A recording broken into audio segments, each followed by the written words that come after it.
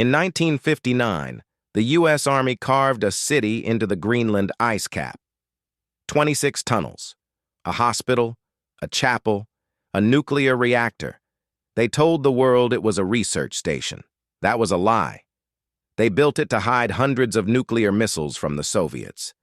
The missiles never came, but the danger is still up there, and the ice is starting to give it back. And for 30 years, almost no one knew the truth, until an accident the Pentagon couldn't bury forced it into the open. To understand what was buried, you have to understand what they were really doing under the snow. In 1960, the U.S. Army made a movie. Cheerful soldiers playing cards inside glowing ice tunnels, a barbershop, a chapel, a library, a kitchen serving hot meals under the Greenland snow. The message was simple. Look how peaceful, look how scientific, look how open we are. The film was the whole point, because the more you were allowed to see, the less you'd ask about what you weren't.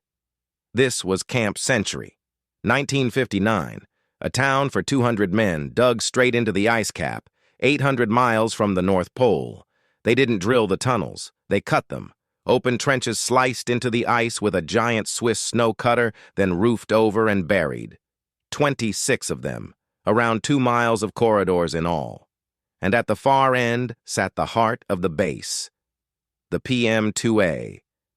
The first portable nuclear reactor ever built, shipped in pieces, assembled in a hole in the ice, and switched on to power an entire town in the most hostile place on Earth. The Army didn't hide any of it. They leaned in, press tours, newsreels, magazine spreads, and in 1960, a Danish Boy Scout, picked by a national essay contest, was flown in to live among the troops, a teenager, walked through a military base sitting on top of a live nuclear reactor. As proof, there was nothing to hide. And here's the thing. Almost everything they showed was real. The tunnels were real. The reactor was real. The Boy Scout was real. That's what made it work. It wasn't a fake base. It was a real base, shown to you on purpose.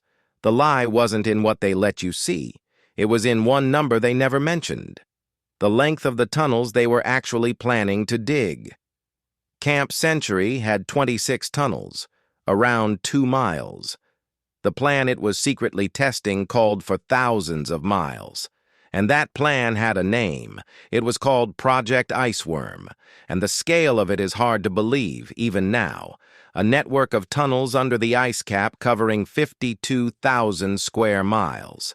An underground territory larger than the state of Pennsylvania. Inside it, up to 600 nuclear missiles, on rail tracks, hidden beneath the snow. And here was the idea. You keep moving them, constantly, shuffling them through thousands of miles of tunnel so the Soviets could never know where any single warhead actually was. Hundreds of aim points for the Soviets to hit. None of them confirmed. A Soviet first strike that could never be sure it had destroyed anything. From the air, invisible. From the ground, untouchable. On paper, the perfect deterrent. There was just one problem the planners buried even deeper than the missiles. The ground they were digging into wasn't theirs. Greenland belonged to Denmark, and Denmark had banned nuclear weapons on its soil. The Danes were never told what Iceworm really was. The most ambitious nuclear basing plan of the Cold War was being built under an ally that had said no, and didn't know it was happening. But politics wasn't what killed it. Physics was, because the ice they were building inside of was alive, and it was moving. The Soviets never found Camp Century. The Soviets never had to. The thing that destroyed it was already inside the walls. It was the walls. The engineers treated the ice cap like bedrock, solid. You tunnel through it, it stays put, but a glacier isn't solid. It flows, slowly, under its own weight, like cold honey. The tunnels didn't collapse. That would have been mercy.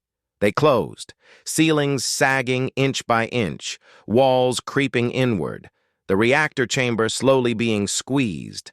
Crews ran saws around the clock, just to keep the ceilings off their heads, recutting an entire city faster than it could heal shut, and losing. Think about living in that. You go to sleep under a ceiling. You wake up, and it's lower, the richest army on Earth, a nuclear reactor, an unlimited budget, and the one thing it could not do was make the ice hold still. By 1966, the math was final. You cannot keep a stable structure inside something that is always moving. They hadn't lost a battle. They'd lost to a law of physics. The reactor was pulled out in 1964. The camp was abandoned in 1967. And here's what matters. They comforted themselves with the same idea that had just beaten them. The ice moves, but it also buries. They'd lost because snow and ice are relentless. So they bet the cleanup on that exact same relentlessness. Leave everything behind, and the ice that crushed our tunnels will entomb our secret. Forever. They were right that the ice would keep moving. They were catastrophically wrong about which direction. They removed the reactor core. They did not remove what it left behind, because the danger was never the missiles. The missiles never existed. The danger was the waste. When scientists finally added it up, the numbers were staggering. Around 200,000 liters of diesel fuel, enough to fill a row of tanker trucks.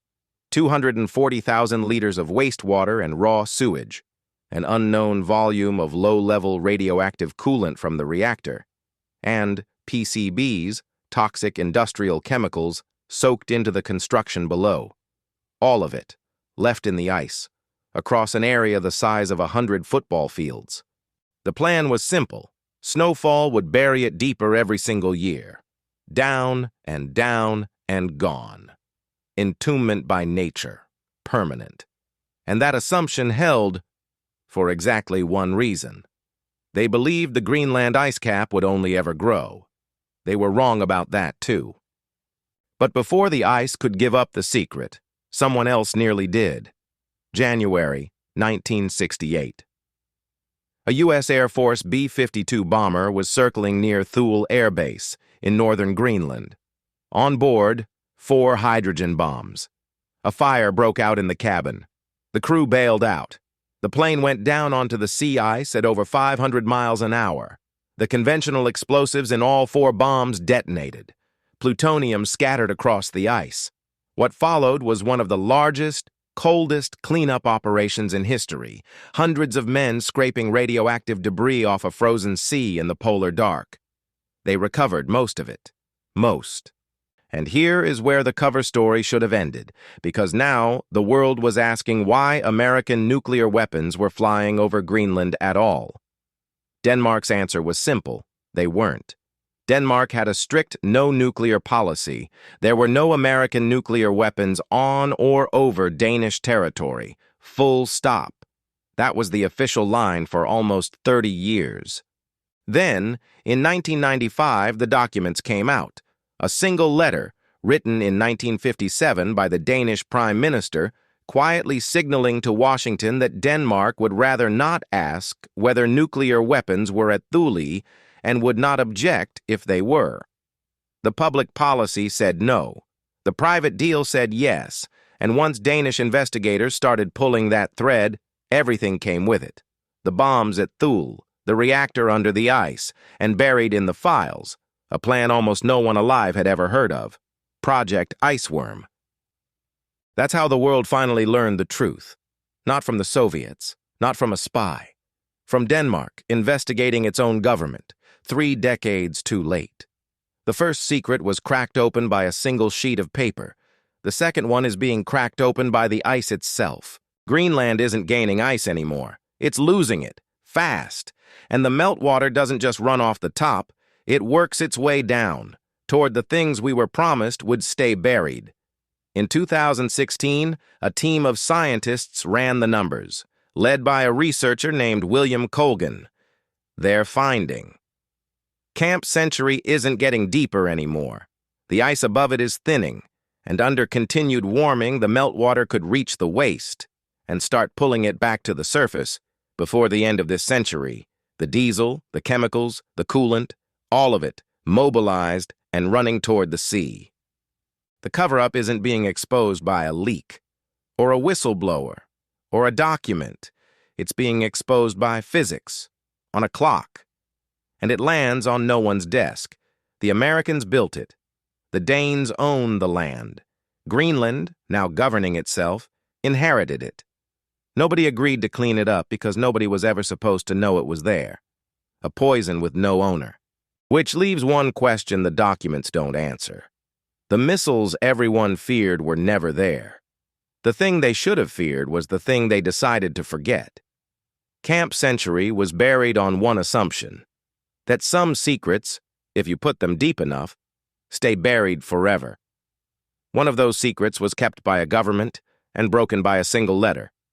The other was kept by the ice, and the ice is letting go. We are now running the experiment to find out if anything stays buried forever. And Greenland is just the first answer. There are bases and dumps and reactors frozen all over the polar world, all built on the same assumption. The ice was never a vault, it was a delay,